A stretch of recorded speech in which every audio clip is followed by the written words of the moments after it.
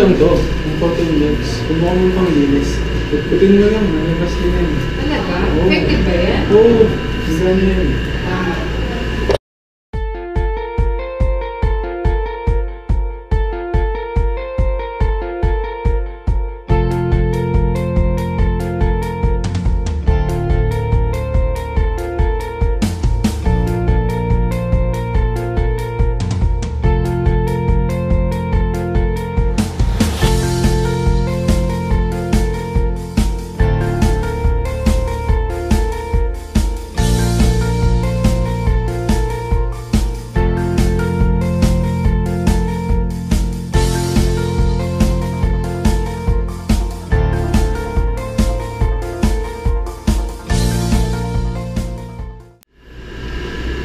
Bless, naglalaro ka ba nito? Bless, naglalaro ka ba nito? Ano? Ano? Hindi mo ka narinig? Hindi. Pakilakasan? Malakas na yung boses ko ah. Ano yung sinasabi mo? Tatanong ko kung Hina ng naglalaro bulis ka. mo. Hindi mo narinig talaga? Hindi ko naririnig. Palakas. Malakas na. Hindi mo talaga marinig? Pati yung naagalan tayo mo. Hina naman ang boses mo. Wala naman ako makita. Patingin ka na lang sa doktor.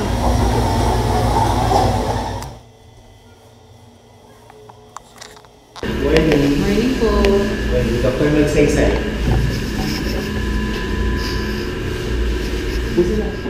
Ano pong ipapakonsulta? Ano po yun, Dok? Dok, yung kaibigan ko kasi, kinakausap ko, hindi ko na... So, kailan mo unang pansin na nabawasan yung pandemic mo? Nung isang araw po, Dok. Yung isang araw pa. So, sa isang araw na yun, napansin mo ba na Ano po dun yun? sa yung una mong mapansin na nabawasan yung iyong pandemic, napansin mo ba na may mga discharge na lumalabas sa tenga mo, may mga kulay na dilaw, o mabaho? Wala naman po, Dok. Napansin mo ba na masakit yung tenga mo? Wala naman. Ikaw ba ay nilagnat? Hindi po. Sinipon? Inubo? Hindi rin. Dahil ka bang mga nanginginig na parang umuugong sa iyong tenga? Wala po. May naramdaman ka din bang mga panghihilo? Ano po? Ano? Pagkahilo? Wala, O, wala. Na parang Wala po. nasusuka? Wala. So kung susumahin natin, ang nangyari lamang sa iyo ng isang araw ay nabawasan na yung pandinig. Wala namang napansin na pagsakit ng tenga, wala kang discharge, wala kang ubo at sipon. Wala po. Diba, meron ka bang, palagi mo bang nililinis sa tenga mo? Ay, oo. Dok. Naku, dapat hindi mo na ito ginagawa. Dahil sa may characteristics, sa loob ng 6 to 8 weeks, ang mga maliliit na dumi sa tenga ay lumalabas sa bungad. Yung bungad lamang yung kailangan nating linisin at hindi na kailangan na ipasok ang kung anong bagay man sa loob ng ear canal. Ganun po ba yun, Dok? Kasi sabi nitong kaibigan ko, inisip ko daw ng cotton buds eh. Sige, marapat na lang na tingnan natin at examinin kita. Sige po. Sige po, umupo po tayo ng maayos. Sandal po ang petan. Natapos po, gagawin ko lang ng kaunti. Konti at ang isa.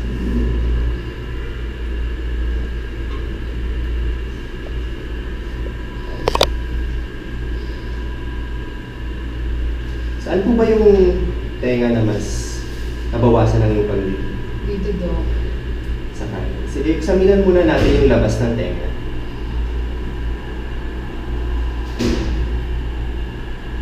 Wala bang masakit? Wala po. Pag hinahawakan ko ba masakit? Hindi po.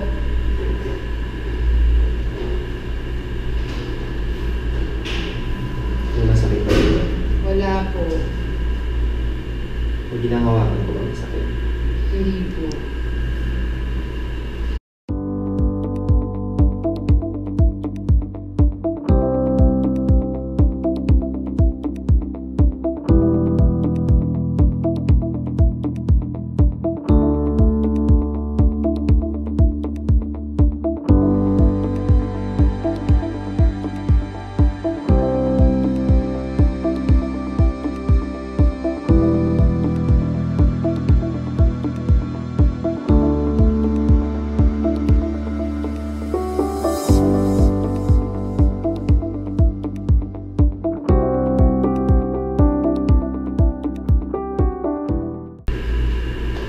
So may nakita nga akong pagbaba dito sa may kanan mong tenga. So ang susunod ko naman kung gagawin, ay ipaparinig ko sa inyo itong tuning fork at sasabihin niyo po sa akin kung saan niyo mas narinig yung vibration, sa kanan or sa kaliwa.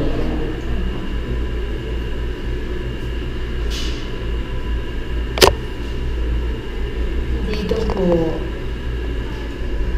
Sa test naman po na susunod kong gagawin, patutunogin ko po itong tuning fork dito sa inyong tenga, tsaka sa may buto sa likod ng tenga. At sasabihin niyo po sa akin kung naririnig niyo pa yung vibration.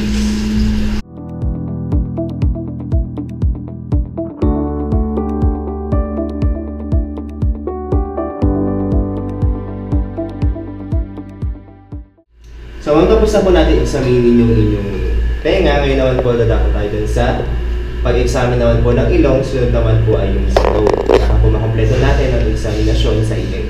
Sige po. Ipapasok ko lang itong speculum sa may ilong mo at sisilipin ko lang yung sa loob ng ilong.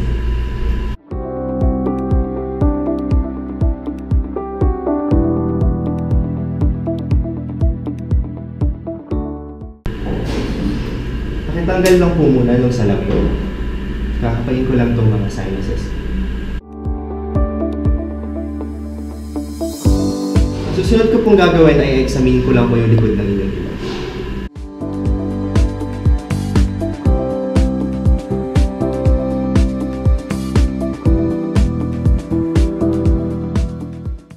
Examinin ko lang po yung inyong bibig. Bukas po ng bibig.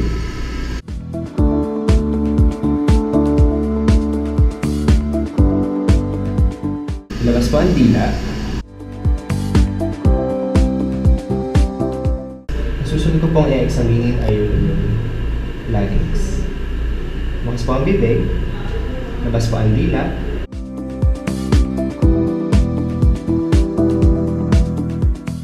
Hinga po sa bibig. Inhale, exhale. Sige po. Sabihin po ay E. Isa pa po. Isa pa po.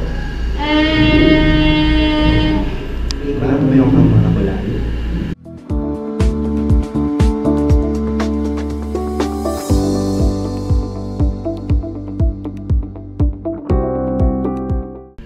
Susunod ko po ay examinin yung thyroid. Lunok po. Base po dun sa mga examinasyon, meron po kayong impacted cerumen sa may kanan. Tenga. Tinawa po sa kaliwa, nagsisimula na. Normal naman po yung findings ko dun sa examinasyon ng ulo at ng leeg. So, ang gagawin ko po muna ay palalamunin natin yung impacted cerumen mo ng hydrogen peroxide. Masakit po ba yun? Hindi, okay lang yan. Medyo may tinig ka lang na pumapatok sa tenga. Pagkatapos, susubukan natin kuhain yung cerumen.